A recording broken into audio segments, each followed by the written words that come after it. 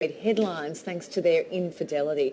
But it's not just famous faces that stray. In fact, a recent study by the Journal of Marital and Family Therapy found 57% of men have cheated. Another 74% would cheat if they knew they wouldn't get caught. Wow. So what really drives unfaithful behaviour? One theory points the finger at men's inability to maintain sexual interest within a committed relationship. Just like Samantha from Sex and the City explains. But when it comes to dealing with me, nothing. Madonna whore. You think? Absolutely. Trey sees you as his virginal wife, not his sexual plaything. You're not going to get anywhere until you change how he sees you. I don't know if I can do that. Yes, you can. Come on, you're sexy. He should see you. You're something to see. Oh, yeah.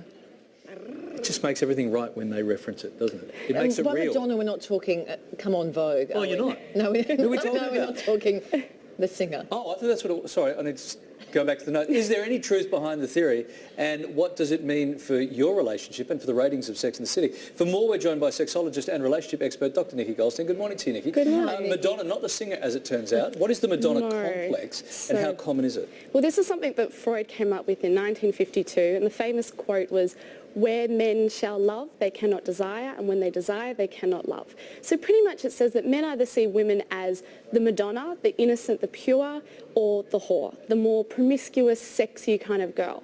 And they have this inability to be able to maintain a sexual relationship in a committed relationship. But the problem with this is we actually don't know how many people are affected by it, because it could often go misdiagnosed as other things such as sexual boredom, sexual dysfunctions, problems in the relationship. But I would say that I think it is a lot more prevalent in our society than we think.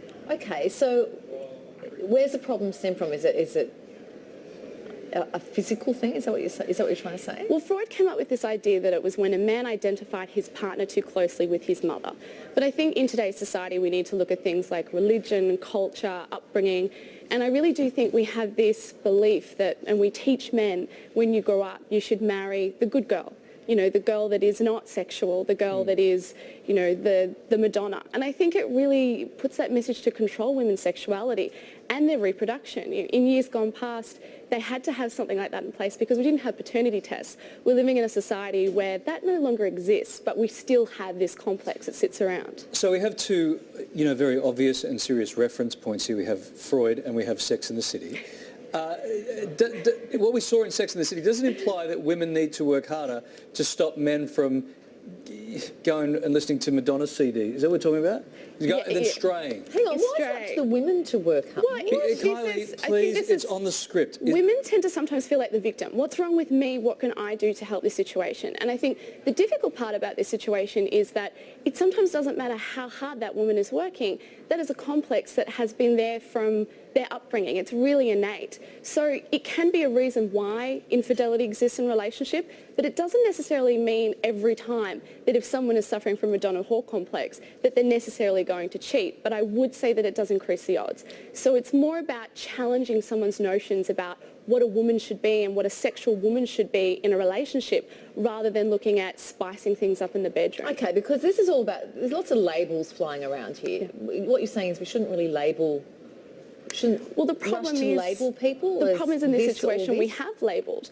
This is that notion of we're labelling women as either the innocent Madonna or the whore. Why can't a woman be a wife and a mother and, pure and beautiful, but still quite sexy? So this is where they can't make that combination in one woman, and they need a wife and a mother that is pure and a mistress on the side that might be doing the things that the wife won't do. That's their problem, isn't it? Exactly. But when you're in a relationship with someone who suffers from a Madonna whore complex, it's a relationship problem.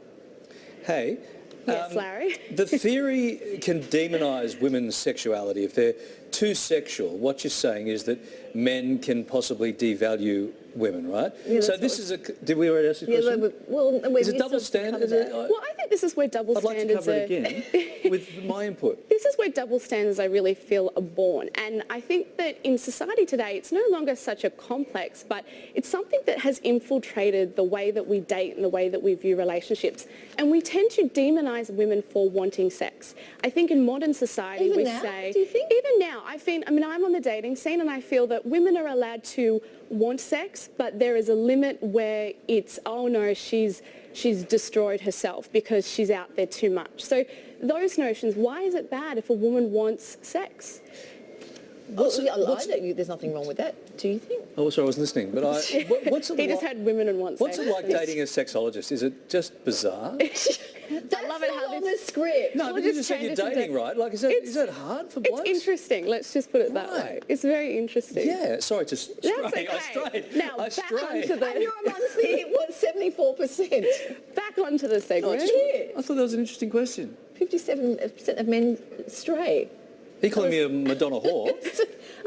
Back onto it's sensitive, isn't it? How do you bring this up with your partner? Do you need to bring this up with your partner? Well, If it's everything's impacting going along fine. if it's impacting your relationship, if you're in a relationship with someone who's unable to be sexual with you, or you're in a relationship where you suspect your partner may be cheating because of something like this, I think it's very difficult, but you need to do a lot of research and you need to make sure that you're not misdiagnosing it as something else, that there isn't something else going in the relationship that you're going, oh, it's the Madonna whore complex.